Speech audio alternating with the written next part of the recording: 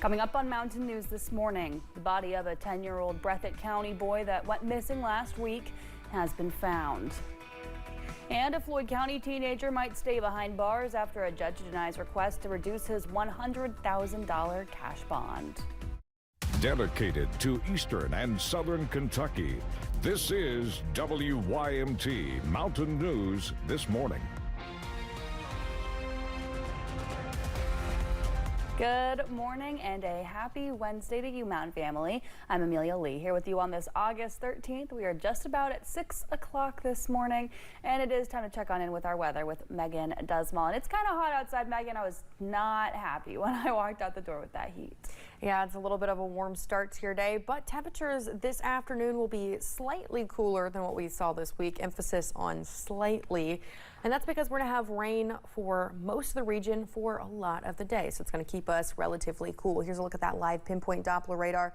Seeing some rain and look, some storm activity with this system right here in Lee County, Virginia. You can see that there is some rain in the surrounding counties.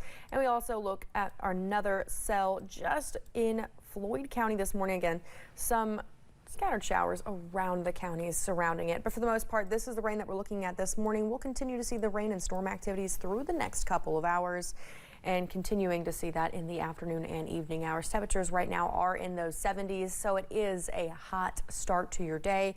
And then we'll see those slightly cooler temperatures in the mid 80s as we're heading into your afternoon, with the highest time of the day a little bit earlier than you'd expect, around that 2 o'clock time frame. Amelia. A tragic ending to the search for a missing boy in Breathitt County. 10-year-old Jaden Spicer was reportedly missing nearly 1 week ago, and state police and the community have been searching for the child ever since. Yesterday afternoon, his body was found in a wooded area. Madison Carmouche heard from Kentucky State Police about the now criminal investigation. The Breathitt County Coroner's Office responded and pronounced the child deceased. Kentucky State Police Trooper Matt Gayhart says after the department received a tip, they searched the area off Canoe Road where they found the body of 10-year-old Jaden Spicer. This is an area that Senator Brandon Smith says he helped search. He says after reading about Jaden on social media, he knew he wanted to do more. Went to ground zero and literally started on every gravel road till it ended. Every garbage pile, every empty house. Trooper Gayhart says now that Jaden's body has been found, this is a criminal investigation being led by Kentucky State Police detectives. Smith says he hopes this helps people to realize how helpful police tips can be to an ongoing investigation. If you see something, don't hesitate. I mean, it could be an honest mistake, but I would report it and come forward like we saw an individual do in this case. Kentucky State Police Trooper Matt Gayhart confirmed that Jaden Spicer's mom, Felicia Gross, was arrested and taken to Kentucky River Regional Jail in Hazard on multiple charges, including manslaughter. I would like to assure the public that now, thanks to these guys, Jaden is now in good hands, and we're going to take care of him. Breathitt County Commonwealth's attorney Miranda King says the next step is to make sure there is justice for Jaden Spicer. Spicer's mother was also charged with abuse of a corpse, tampering with physical evidence, and falsely reporting an incident. It is our top priority to protect the integrity of this investigation and seek justice for Jaden. Jaden's body was taken to the state medical examiner's office in Frankfort for an autopsy. In Hazard, Madison Carmouche, WYMT Mountain News. A candlelight vigil in memory of Jaden is planned for this Saturday at 8:30 at Dothett Park in Jackson. Well, Jackson City School posted a tribute to Jaden on Facebook last night. It says students will be honoring his memory today by wearing his favorite colors, blue or red. You can find more coverage of this story on our website, WYMT.com. A Floyd County teenager accused in a shooting incident might stay behind bars. A judge denied 19-year-old Weston Harris's request to reduce his $100,000 cash bond. Police say Harris was driving a car on August 1st when shots were fired at 4 occupied vehicles on US 23 in Prestonsburg. The judge called the allegations startling and noted this is the third time in less than 1 year Harris has faced criminal charges. His case will go before a grand jury. Several lawmakers came together in London yesterday morning to celebrate a significant infrastructure milestone. I was at the announcement and have the details on another Interstate 75 widening project. We break ground today not just for a wider road, not just for more jobs, but for stronger connection between communities, fostering progress and opportunity for generations to come. Folks filled the parking lot of Martin's Peterbilt in London on Tuesday morning, discussing a new construction project on Interstate 75. Every foot of pavement we lay is another step toward a stronger, safer, and more prosperous southeastern Kentucky. Lawmakers highlighted the nearly 6-mile I-75 widening project going from Laurel County to Whitley County. Now this $148 million project is going to expand that portion of the interstate from 4 lanes into 6 lanes. Senator Brandon Storm says the added lanes will minimize congestion, improve traffic safety, and boost the local economy now and for decades to come.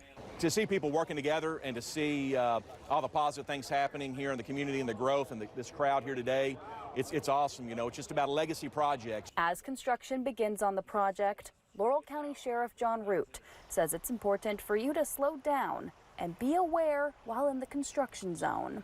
If you're speeding in a work zone, you're going to get a ticket because these families, these guys out here working, making this happen, they have families at home and they're out there doing a job, and at the end of the day, they're just like us, they want to get home. The I-75 widening project will extend from mile point 23.3 and mile point 28.9. Officials say the project has been in the works since 2021. The goal is to start work on the I-75 widening project as soon as possible. Well, cameras will soon be installed in some highway work zones to assist police in speed enforcement. The devices are the result of House Bill 664, also known as the Jared Lee Helton Act, named for a highway worker killed in 2019. You won't get mailed a ticket. A police officer will still have to pull you over, but officials say they believe this will cause people to slow down. We're not wanting to go out there and write tickets. We're wanting people to slow down. Quite simply, our road workers put their lives on the line every day to improve Kentucky's infrastructure. Transportation officials say there were more than 1,300 work zone crashes, resulting in 185 injuries and 7 deaths last year. Speeding in a work zone can carry a $500 fine if workers are present. The Somerset fire chief says a multi-story building went up in flames yesterday around 12:30. It was at the 300 block of West Mount Vernon Street. He says a dry cleaning business operates inside the building. No one was hurt. The fire department hasn't yet said what caused the fire. Fire crews in Somerset were also busy on Monday responding to another fire. The fire broke out at a home along Speedway Drive. Crews responded to find smoke coming from the home. Firefighters pulled one person from the home. They were treated at the scene, then flown out to Louisville. No word on their condition. The house suffered minimal damage. That incident now under investigation. This morning, the White House is juggling major domestic and international issues. On one hand, surging federal troops into the nation's capital as part of the president's efforts to curb decreasing crime numbers. Meanwhile, the Trump administration is curbing expectations ahead of Friday's meeting between the president and Russian President Vladimir Putin, describing the meeting at a military base in Alaska as a listening session.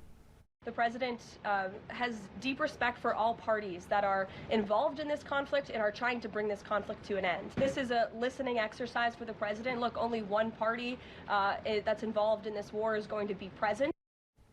Ukrainian President Volodymyr Zelensky says discussions to end the war must involve Ukraine and Europe, adding Ukraine will not concede territory to Moscow. He also warned Russia could be planning a new military offense. Well, the U.S. Supreme Court is being asked to once again take up the issue of same-sex marriage and overturn a 10-year decision. Former Rowan County Clerk Kim Davis filed an appeal to the High Court. Davis made national headlines in 2015 when she refused to issue same-sex marriage licenses, citing her religious beliefs. Last year, a federal jury awarded a gay couple $100,000 in a case against her. The Supreme Court will now decide whether to take up her appeal. Well, thanks so much for getting your day started with us on Mountain News this morning at 5:09. An Eastern Kentucky veteran finally came home, nearly 75 years after he died in service to our country. And temperatures are slightly cooler than they were yesterday.